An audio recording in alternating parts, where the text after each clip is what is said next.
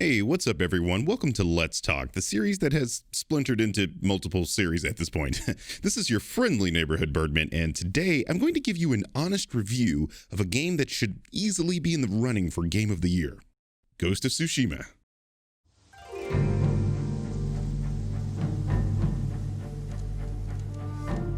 In my gaming reviews, I break games down into sections that I personally believe matter when rating a game. Each of those sections can receive a score on a 0 to 20 scale, and then we add up those scores to get the overall game score. So, as always, first up are the graphics. There is a reason I always go for the graphics first, and that's because the graphics are the very first thing you notice about a game. And in this game, that's the first thing that will catch your eye. This game is absolutely stunning. From striking golds and reds to muted grays and blues, I instantly felt transported to an idealized version of feudal Japan. I mean, the game pelts you with perfectly saturated hues, bold textures, and staggering imagery. The real-life Japanese island of Tsushima is brought to life with swaying winds and leaves falling off of crimson and emerald trees. Needless to say, it's very easy to just ride around on your horse and get lost in the scenery. If you're a fan of 13th century feudal Japan, this game is going to be a feast for your eyes. The animations are fluid as well, with fairly realistic movements by the characters and things like a wave of wind blowing across a grass field. I mean, just look at this. There are only two legitimate gripes I have with the graphics in this game, and if you know me, you already know what the first one is. 30 frames per second. At 1440p on the PlayStation 4 Pro, I totally understand how difficult getting 60 frames per second at this resolution can be, but I must stress there are many other developers that have accomplished this on this console, and I simply do not accept any excuses besides developer incompetence or outrageous publisher deadlines. I would accept a lower resolution in order to accomplish a higher frame rate because in video games, frame rate is king. Not only does a higher frame rate just look better, it has a significant impact on the gameplay, as action games only benefit from a higher frame rate, as the control is much smoother and faster. You have been brainwashed into accepting 30 frames per second, I assure you, because once you game on 60 frames or higher, there is almost no going back. I imagine Sucker Punch will re-release this game on the PlayStation 5, and 60 frames per second may very well be on the table, but I can only talk about now, and while 30 frames per second isn't a deal breaker, it most definitely is deserving of a point off. My second but much smaller gripe with the graphics of this game are the character models during cutscenes. They aren't exactly ugly, but man do they stick out when you're comparing them to the in-game visuals, which is weird because for most games it's the other way around. The game is usually less pretty than the cutscenes. This is because the cutscenes are all done using the in-game engine, a rarity in AAA games these days. Overall, and despite these relatively small issues, I'm going to give the graphics of this game 19 points because it manages to continue wowing me every time I turn the game on. And I mean, just look at it.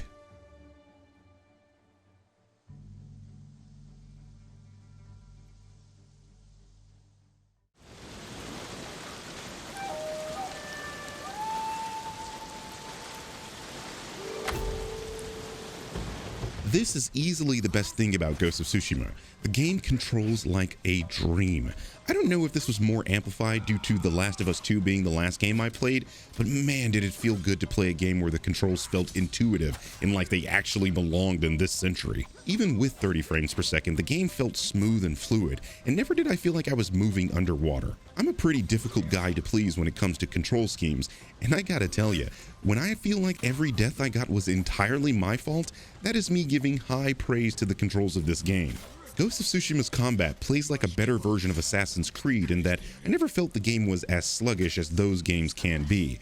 Hell, the swordplay of this game makes the Assassin's Creed comparison feel disingenuous because Assassin's Creed's combat has never been this fluid or deep. Throughout the game, you'll earn skill points where you can upgrade your character's attacks and even learn additional sword stances to help you deal with the various enemy types within the game. There are even quests in the game that give you special attacks that really even the odds versus the overwhelming Mongolian forces. The great thing about this is that once you get a handle on the controls, swapping through stances on the fly will feel second nature and not as clunky as I initially thought it would be. You're also given different ranged weapons throughout the game, such as a bow, blow darts, sticky grenades interestingly enough, and my personal favorite, kunai or Japanese throwing knives. A bit of advice? Upgrade those first and always keep them handy. They will save your life. Besides the kunai, I found myself not using the ranged weapons as much during my playthrough, as I was satisfied with just fighting with my sword, but they are very effective against the crowds of enemies that will inevitably surround you, so don't neglect them. They could very well benefit your playstyle. Did I mention that there will be crowds of enemies that will surround you? Holy shit, it's a lot. Okay. Yeah, this game has no problem throwing 20 enemies at you, and the best part is you can take all of them on. The game has a really satisfying parry system that allows you to either late parry enemies or perfect parry them, giving you an opportunity to counterattack.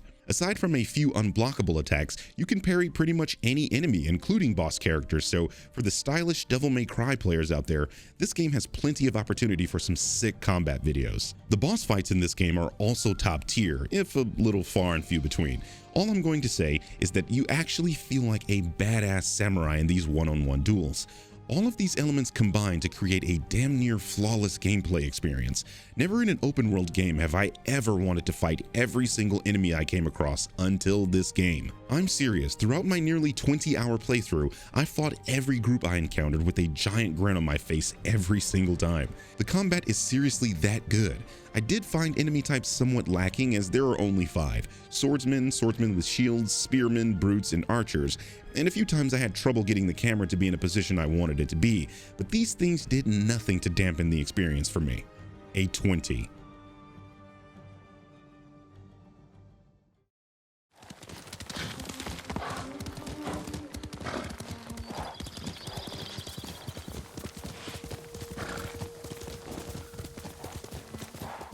As I mentioned earlier, Ghost of Tsushima is an open world game in that the player is mostly free to take on missions and side missions how they see fit. My preferred way of playing open world games is to make a beeline for the main missions and explore the open world after I beat the main game, but this game is particularly suited for exploration, as there are quite a few things you could miss doing that, such as more powerful attacks and different costumes. However, being an open world game, there really isn't much to say about the level design other than the map is pretty big and the locales are extremely varied, such as steep hills to beautiful lakes to lush forests to dead forests. Outside of the local town or temple, these beautiful locales feel somewhat barren, as aside from the odd dynamic encounter, there really isn't much to do. One thing that I really didn't like, and this was apparent early on, was the wind system. In open world games, you usually can set a waypoint in order to get somewhere on the map, and you can in this game too, but the way it's implemented is really funky. Instead of a persistent waypoint, the game adopts a Pocahontas-like follow the wind system, and I found that to be an annoyance, as you have to swipe up on the touchpad of the DualShock every few seconds in order to know which direction the game wants you to go. I would have much preferred a persistent waypoint that I could just follow without the added complexity of trying to follow wind gusts. I will say that it fits the game thematically, but they could have had both systems and allowed the player to choose. The missions themselves are somewhat samey in that a lot of the missions play out similarly.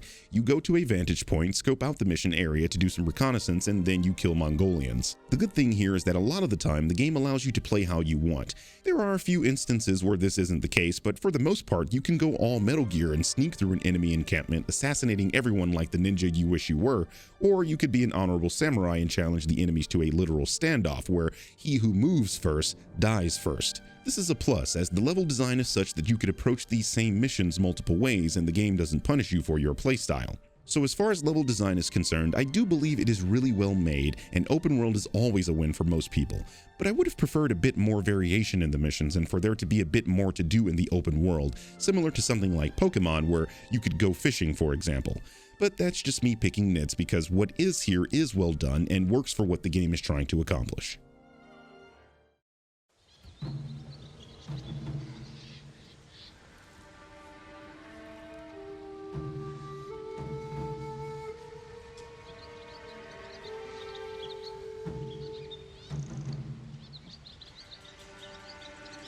The way the story is told in Ghost of Tsushima is really interesting, as the game is split into 3 distinct acts. Because it is an open world and the game allows you to move at your own pace, you're never really concerned about the pacing of the story. It honestly moves as fast as you do, so everyone's experience will be different. For me, I felt the pacing was on point, as the game doesn't meander and waste your time with frivolous busywork.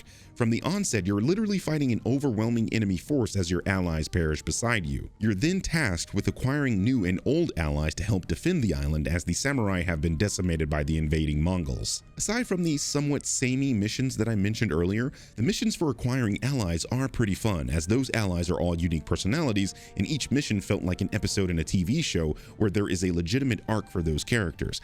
That is how a mission should feel, like its own contained story that then affects the larger story the game is trying to tell. I was honestly surprised by the outcome of some of these missions and side missions, and there is even some misdirection along the way. Needless to say, even though the gameplay aspects of the missions were similar, the story those missions were telling were always interesting and even really funny sometimes. I really hate to bring up other games while reviewing another, but I can't help but be reminded of The Last of Us Part 2, where I felt half the game was really engaging and entertaining, but halfway through, it became an exercise in saint-like patience, waiting for the game to get on with it. You don't get this feeling in Tsushima because you always feel like the plot is moving forward and things are always happening. What I'm saying is, this roughly 20-hour game doesn't feel like 20 hours, and you really can't put the game down because you want to see where the story is going next.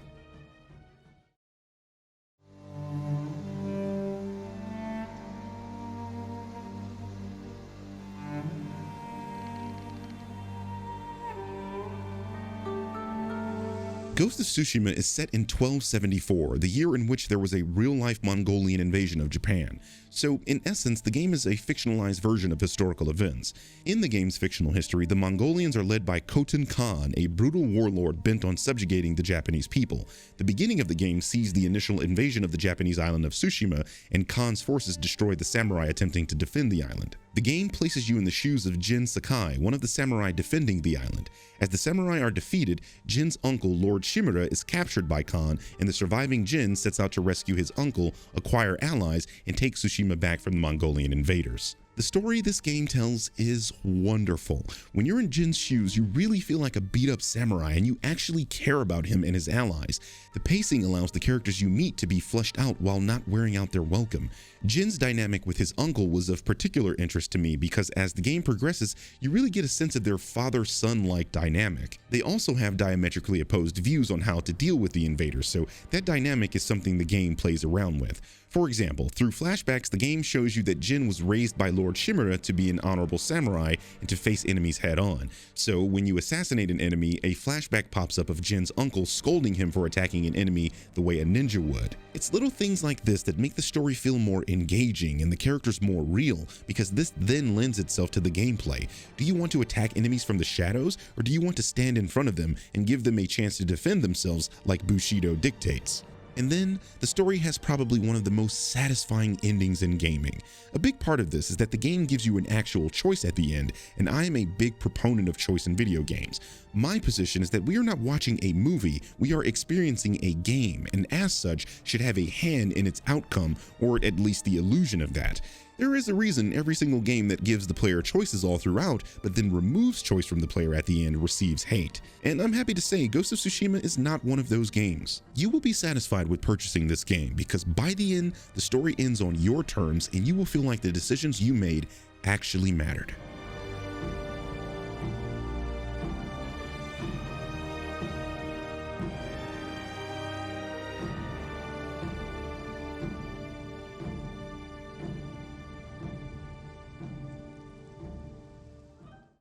So those are my honest thoughts on Ghost of Tsushima. The game receives a 94 out of 100 from me, and that makes it a game that I believe is worth buying at regular price. The small issues such as the camera and somewhat repetitive mission nature are easily outweighed by the game's stellar narrative, gorgeous visuals, and outstanding gameplay.